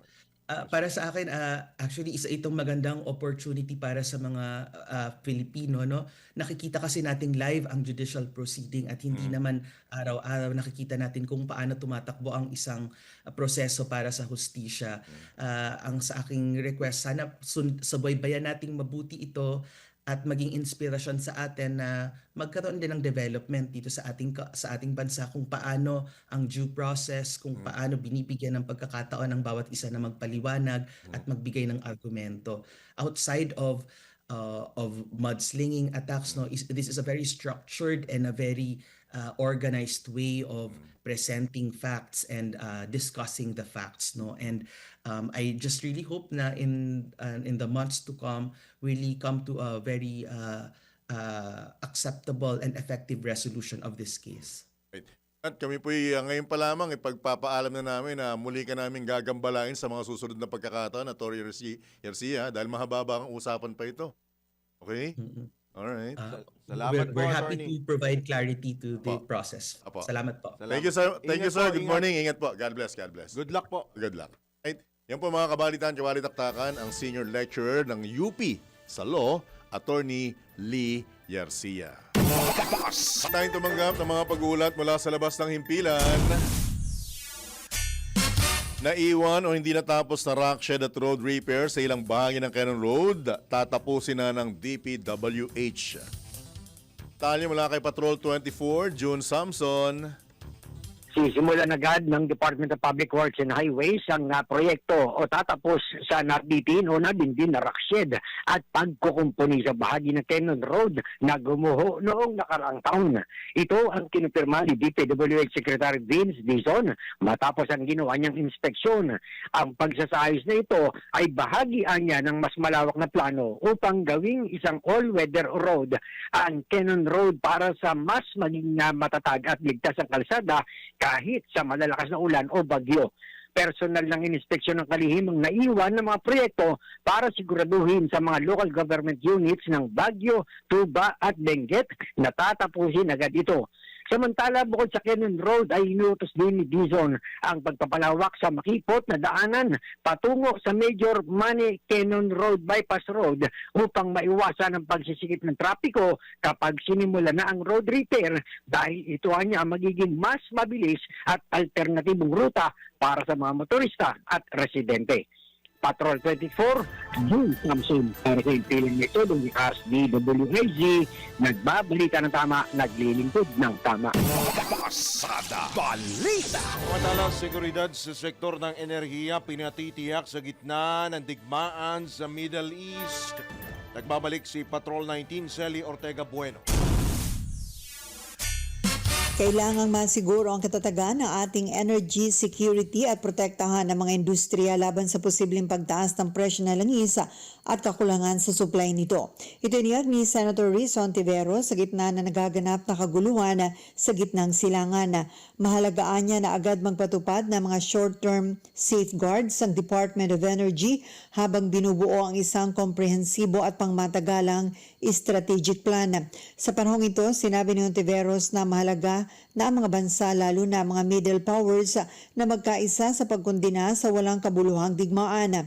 Umaasa ang senadora na aksyon ng United Nations para maibsan ang tensyon at maibalik ang respeto sa international law. Git ni Ontiveros, walang panalo sa giyera. Sa bandang huli, ang pinakamahalaga na epekto ng digmaan ay laging bumabagsak sa mga ordinaryong mamamayan. Hinimok naman ni Senator Sherwin Gatchalian ang Land Transportation Regulatory and Franchising Board o ang LTFRB na agarang maganda para sa episyente at napapanahong pagpatupad ng Pantawid Pasada Program sa gitna na inaasahang panibagong pagtaas ng presyo ng langis. May kabuang 2.497 billion pesos na pondo ang Pantawid Pasada Program. Ito sa Patrol 19, Sally Ortega Bueno, para sa impilang metodong lakas sa DWIZ. Nagbabalita ng tama, naglilingkod ng tama. Pasada Balita. Samantala, investigasyon sa sinasabing irregularidad sa infra project sa Abra, sinimulan na ng DPWH. Detalye mula kay Patrol 5, Ayayo Pangko. Iniimbestiga na ng Department of Public Works and Highways of DPWH ang umano'y irregularidad sa infra project sa lalawigan ng Abra. Ayon kay DPWH Secretary Vince Dizon, may natuklasan sila, may nadiscover silang anomalya sa sinagawang inisyal na investigasyon, ngunit tumanggi muna itong maglabas ng iba pang detalye. Git ni Secretary Dizon, nagtungo na sa Abra si Yosek Arthur Bisnar na siyang nangunguna sa investigasyon para i-review ang ilang mga proyektong pang-infrastruktura sa lugar bago i-repair sa Ombudsman ngayong Marso. Pagbibigay din ng kalihim mismong si Baguio City Mayor Benjamin Magalong na dating ICI Special Advisor ang makailang ulit na nagsabi sa kanya na silipin ang mga proyekto ng pamahalaan sa lalawigan ng Abra. Ito is Batal number 5. Ay pang para sa permito ng lakas, DWIC. Nagbabalita ng tama, naglilingkod ng tama. Pasada Balita. Mapabalita, mga aplikanteng nais maging miyembro ng Philippine Coast Guard, pinaalalahanan. Ibabalik si Patrol 24, June Samson. Maring dinalaan o pinaalalahan ng Philippine Coast Guard ang kanilang mga tauhan na iwasang masangkot sa anomalya o katiwalian. Ito ay makaraang naaresto sa entrapment operation ng isang tauhan na nangako sa mga aplikante na tutulungan na makapasok sa PCG pero siningil ng 300,000 pesos. Ang suspect ay pansamantalang nakakustodiya habang inihahanda ang criminal at administrative proceedings. Paalala ni PCG Commandant Admiral Ronnie Hill Gaban sa mga aplikante na huwag magbayad kahit kanino man na nangangakong mapapabilis ang proseso ng kanilang application. Patrol 24, June Samson. Para sa impilang may todong lakas, DWIZ, nagbabalita ng tama, naglilingkod ng tama. Pasada Balita. Samantala, mga embahada ng Pilipinas sa Middle East, hinimok na magpatupad ng crisis protocol sa gitna ng gulo, sa gitnang silangan. Detalye nagbabalik, Patrol 19, Sally Ortega Bueno. Kailangan na agarang magpatupad ng crisis protocol ang ating mga embahada sa Middle East para sa 2 milyong Pilipinong nagtatrabaho at naninirahan doon, kabilang na ang 1,000 Pinoy na nasa Iran. Ito ang panawagan ni Senator Kiko Pangilinan sa gitna ng kaguluhan ngayon sa gitnang silangan. Piniyuhan ni Senator Pangilinan ng mga OFW sa Middle East na makipag-ugnayan agad sa mga community leader kung saan man sila naroon para sa mabilis at maayos na evacuation o repatriation. Sa harap naman ay inaasahang pagtaas ng presyo ng langis sa bansa. Sinabi ni Senator Pangilinan na kailangan maipatupad agad-agad ang fuel subsidy sa mga chopper ng tricycle, jeep at bus at gayon din sa mga magsasaka at mga isda para sa kanilang mga traktora at bangka. Kailangan din anya na mabilisang ipatupad ang pansamantalang pagsuspinde ng excise tax sa diesel at kerosene para maibsan ng bahagya ang tiyak na pagsirit ng fuel prices. Ito sa Patrol 19, Sally Ortega Bueno, para sa impilang metodong lakas sa DWIZ. Nagbabalita ng tama, naglilingkod ng tama. Pasada Balita. 4 na tripulante naman ang nasugatan matapos ang pagsabog sa isang US-sanctioned oil tanker malapit sa Musandam Peninsula sa Oman kahapon. Habang patuloy na inaalam kung ano ang dahilan ng insidente, pero nabatid na naglalayag ang empty skylight sa Strait of Hormuz. Sa gitna na rin ito ng airstrike ng Israel at Estados Unidos sa Iran, na ikinasawi na ng kanilang Iranian Supreme Leader na si Ayatollah Ali Khamenei. Idinagdag naman ng Oman Maritime Security Center na 15 sa crew nito ay mga Indian national, habang mayroon ding 5 Iranian sa crew nito. At ito nga pong barko na ito ay sinasabing inatake ng Iranian forces bilang bahagi po ng pagsasara ng Strait of Hormuz. Pasada Balita. Nilinaw ng Department of Migrant Workers na hindi pa kailangan ng mass o mandatory repatriation para sa mga Pilipinong naiipit sa tensyon sa Middle East. Ayon kay Migrant Workers Secretary Hans Leo Kakdak, nirerepaso pa rin ng Department of Foreign Affairs ang mga alert level sa nasabing rehiyon. Anya, niiwasan nilang magdulot ng panic sa mga OFW sa mga lugar na apektado ng tensyon. Alala ng kalihim sa mga OFW, mag-ingat at sumunod sa mga patakaran, protocol at alarma ng mga host countries nila. Parito, hinihimok din ni Secretary Kakdak ang mga OFW na huwag makihalo sa mga politikal na diskusyon, lalo na sa social media. Pasada Balita. Samantala, Senate Committee on Migrant Workers Chairman Raffy Tulfo agad nagpatawag ng emergency meeting sa gitna na rin ng nagpapatuloy na bakbakan sa Middle East. Isa pang report mula kay Patrol 19, Zelly Ortega Bueno. Agad na nagpatawag ng emergency meeting si Senate Committee on Migrant Workers Chairperson Senator Raffy Tulfo sa mga kinaukulang ahensya ng pamahalaan matapos ang tensyon sa Middle East. Pinulong ni Senator Tulfo ang mga ahensya ng pamahalaan na may direktang oversight at monitoring responsibilities para sa overseas Filipino workers sa Middle East. Agad na tinanong ni Senator Tulfo si Department of Migrant Workers Secretary Hans Leo Kakdak ukol sa kasalukuyang sitwasyon ng mga OFW sa gitnang silangan at kung ano na ang kanilang contingency plan sakaling lumala ang tensyon. Bilang tugon, sinabi ni Kakdak na masusing nakikipag-koordinasyon ang ating pamahalaan sa mga embahada at konsulada sa Middle East para masiguro ang kaligtasan at kapakanan ng bawat Pinoy doon. Tinatayang nasa 2.5 million OFW sa ngayon na nagtatrabaho at naninirahan sa Middle East tulad sa Israel, Iran, the Kingdom of Saudi Arabia, the United Arab Emirates o UAE, Qatar, Bahrain, Oman, Kuwait, Jordan, Iraq, Lebanon at Syria.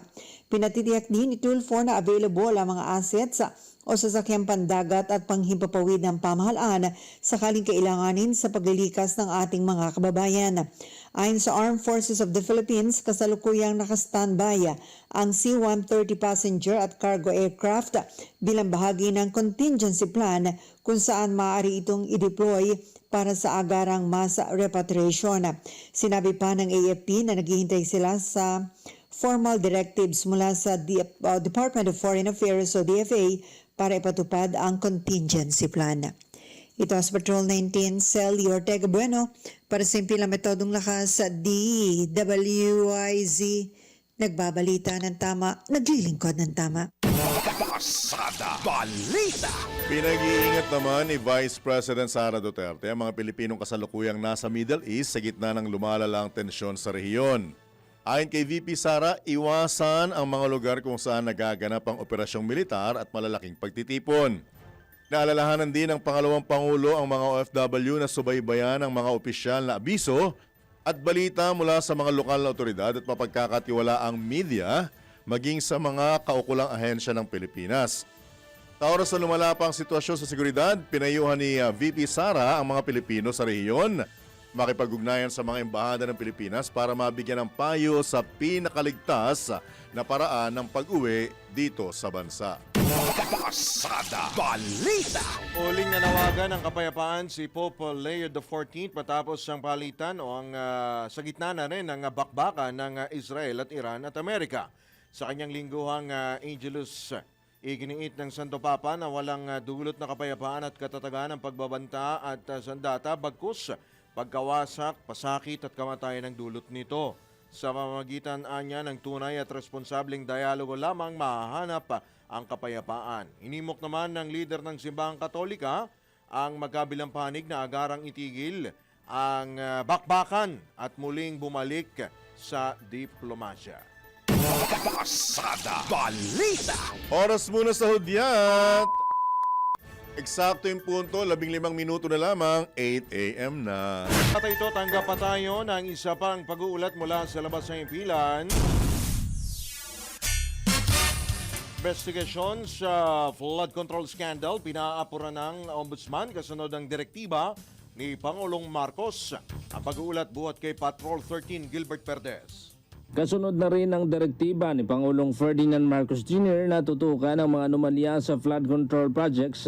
Pinabilis pa ng Office of the Ombudsman ang investigasyon sa umano'y anomalya naman na kinasasangkutan o iniuugnay kay Makati City Mayor Nancy Binay matapos magsumite ng mga sinumpaang salaysay si dating DPWH Undersecretary Roberto Bernardo. Inatasan ni Ombudsman Jesus Crispin Rimulya ang General Investigation Bureau na pabilisin ang proseso dahil sa bigat ng mga aligasyon sa direktibang ipinadaan kay GIB Director Maria Jennifer Lasea. Binigyan diin ang pagkakatugma ng resulta ng investigasyon ng Senado at ng Independent Commission for Infrastructure ICI na kapwa nagrekomenda ng pagsasampa ng kaso kaugnay ng mga questionableng proyekto. Sa kanyang affidavit, iginiit ni Bernardo na si Carlin Yap Villa umano ang nagsilbing tulay sa pagitan ng kampo ni Binay at ng ilang opisyal ng DPWH. Matatandang nagbitiw ito sa pwesto matapos magsimula ang mga pagdinig ng Senado. Patrol 13 Gilbert Perdes para sa Himpilang May Totonglas. DWIZ nagbabalita ng tama, naglilingkod ng tama. Pasada Balita. Balitang pangkalakalan. Nangangamba ang isang grupo ng mga exporter na posibleng sumirit ang presyo ng mga produkto at serbisyo sa sektor ng kalakalan at enerhiya dahil sa tensyon sa gitnang silangan. Ayon sa Philippine Exporters Confederation, maaaring umakyat ang mga presyo ng bilihin at serbisyo dahil sa paglobo ng pandaigdigang inflation at paghina ng ekonomiya. Sinabi ito ng PhilExport matapos harangan ng Iran ang Strait of Hormuz kung saan dumaraan ang mga nasa 20% ng kabuuang oil production sa buong mundo. Kabilang nila sa mga produktong maapektuhan ng pagtaas ang processed food, electronics, damit at maging furniture. Pasada Balita. Mga balitang dapat alam mo kahit sa labas ng bansa. DWIZ Balita sa ibang bansa.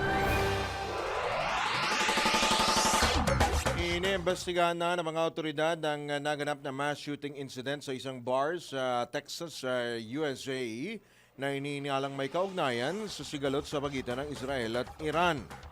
3 ang patay sa pamamaril habang nakilala ang suspect na si Indiaga Diagne, 53 anyos na isang naturalized US citizen mula Senegal. Habang hindi bababa sa 14 ang sugatan bago napatay ang suspect ng mga responding police. Nadiskubre sa crime scene ang suot na sweatshirt ng suspect na may nakasulat na property of Allah at may isa rin siyang suot na kulay bandila ng kulay itim na kulay ng bandila ng Islamic Republic of Iran. Na-recover naman mula sa katawan ng suspect ang isang assault rifle at isang pistol na pareho niyang ginamit sa krimen. Pasada Balita sa mundo ng palakasan. Ang latest malalaman sa DWIZ Sports News.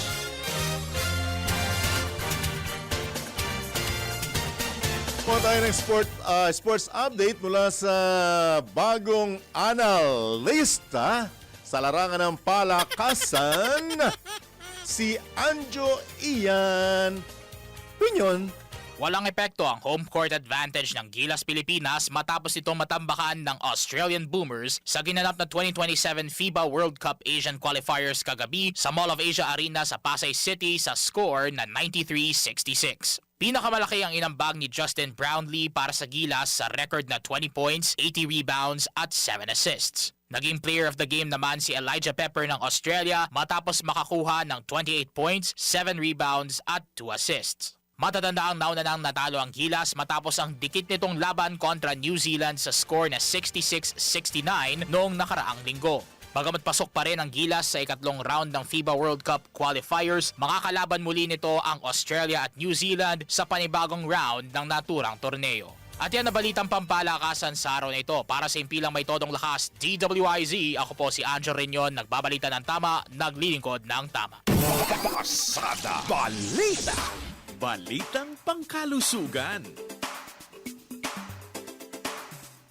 Eto, pag-usapan po natin yung ketong. Meron pa pala niyan? Meron pa pala. Meron pa. Ano sa English ang ketong? Leprosy. Okay. Alam mo, leprechaun, no? Akala ko yun. Ang leprechaun yung maliliit. Yung maliliit, ang ketong po ay isa pong sakit na actually matagal na ito no? Panahon pa nung lolo ni Winner, di ba? Panahon pa ni Lolo Aya, meron ng ganyan. Kaya yata ang nag-flash report nun nung nagka-discover yung ketong, ang technician niya, si Kuya Winner. Oo, palagay ko. Pati yung 10 plagues of Egypt pa yata, siya rin nag-flash report. Mga mahika nung panahon ng mga ninuno natin, silang dalawa magkasama Ang ketong po ay isang sakit na madalas nilalayuan, kinatatakutan po ng maraming tao dahil sa kakulangan ng kaalaman ng gil dito. Karamihan sa mga may ganitong kondisyon ay nakararanas po ng diskriminasyon dahil sa mga maling paniniwala hinggil po sa sakit. Ayon sa mga pag-aaral, ang ketong o leprosy ay isang pangmatagalang impeksyon dulot po ng Mycobacterium leprae na umaatake sa balat, mga ugat at lining ng ilong. Ito'y Delikado. Pati pala sa ilong. Ito po ay maaring makahawa sa pamagitan ng matagal at malapit na pakikisalamuha sa taong may hindi pa nagagamot na sakit pero hindi ito madaling maipasa at hindi naman po ito namamana. Ayon sa Department of Health, ang ketong ay nagagamot, meron naman pala at tuloy gumagaling kung maagang magpapasuri at sasailalim sa tamang gamutan. Paalala po ng mga doktor, kung nakararanas po ng sintomas ng nasabing sakit, agad magpakonsulta upang maiwasan na makahawa at humantong sa malubhang kapansanan. Pasada Balita. Ito na ang latest, bagong-bago, fresh na fresh. DWIZ Showbiz News. Kami naman natin ang showbiz update mula sa isang maginoo. Ha? Maginoo. Talaga? Maginoo ang hanap. Mula kay Bibi. Binibigote nga to. Para sa aking balitang showbiz, a dream walk to remember. Ganito inilarawan ni Kim Molina ang kanyang kasal sa long-time boyfriend niyang si Gerald Napoles kahapon, Marso 1. Nabatid na ginanap ang nasabing kasal sa isang beach resort sa Bohol. Mala mermaid na nagkapaa ang naging itsura ni Kim sa kanyang bridal walk habang kitang-kita ang tuwa ni Gerald na makita ang kanyang napangasawa. Nauna nang sinabi ng celebrity couple na naisip nilang magpakasal dahil ito ang nila ang pundasyon ng pagsisimula ng kanilang pamilya. Ngunit Iginiit din ng mga ito na respeto niya ang iba't ibang paraan ng pagsisimula ng paraan at pagrelasyon. Unang nagkakilala ang mag-asawang Gerald at Kim sa musical na Rock of Ages noong 2014. At iyan aking balitang showbiz para sa metodong lakas, DWIZ. Ako si Anton, nagbabalita ng tama, naglilingkod ng tama. Pasada Balita. Sa ating pong good news, itinalaga bilang bagong presidente ng Sony Music Publishing Asia si dating Sony Music Philippines General Manager Roslyn Pineda. Kilala bilang Mama Sony, pangungunahan ni Pineda ang creative at business operations ng kumpanya sa iba't ibang bansa sa Asia. Inihayag naman ni Pineda ang kanyang pananabik. Aminado siyang nananabik siya sa kanyang bagong tungkulin kasama ang pagpapalakas ng mga ugnayan ng mga songwriters, artists at iba pang industry partners. Napatid na kilala rin si Pineda sa pagiging vocal sa kanyang suporta para sa mga artist ng Philippine music label gaya ng SB19, Ben and Ben, Four of Spades, Johnny Bañez at Drew Nasino hindi po kasama.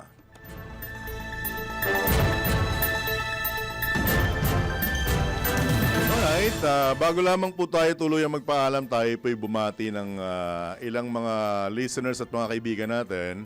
In particular, happy birthday kay Isabela Governor Rodito Albano. Happy birthday!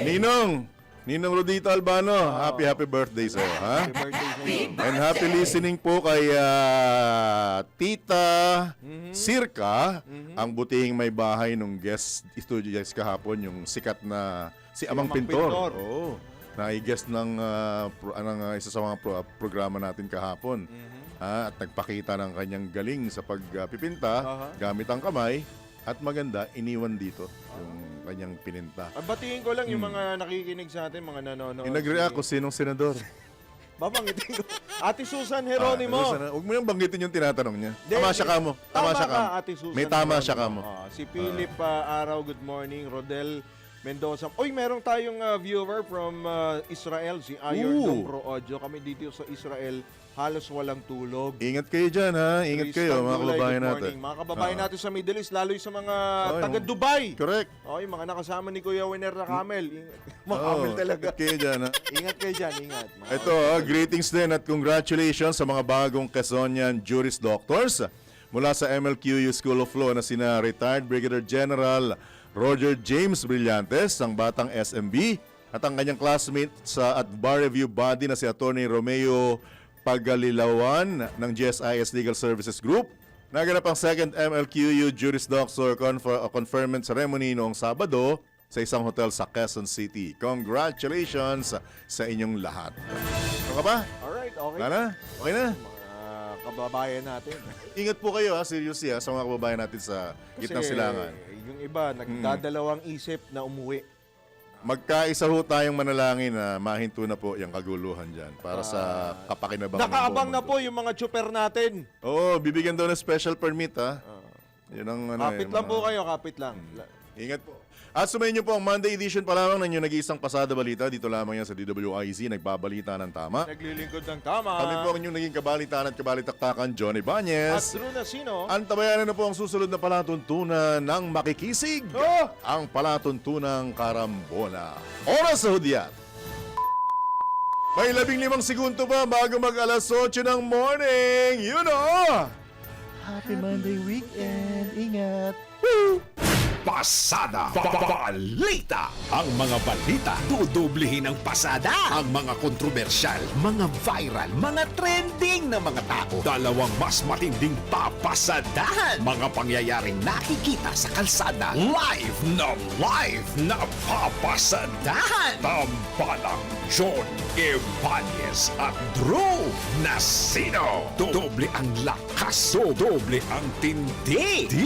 DWIZ Pasada Balita sa DWIZ News, DWIZ News TV at Aliw Channel 23 at sa digital channels ng DWIZ. Huwag magpapaiwan para huwag maunahan. Pasada Balita Monday to Fridays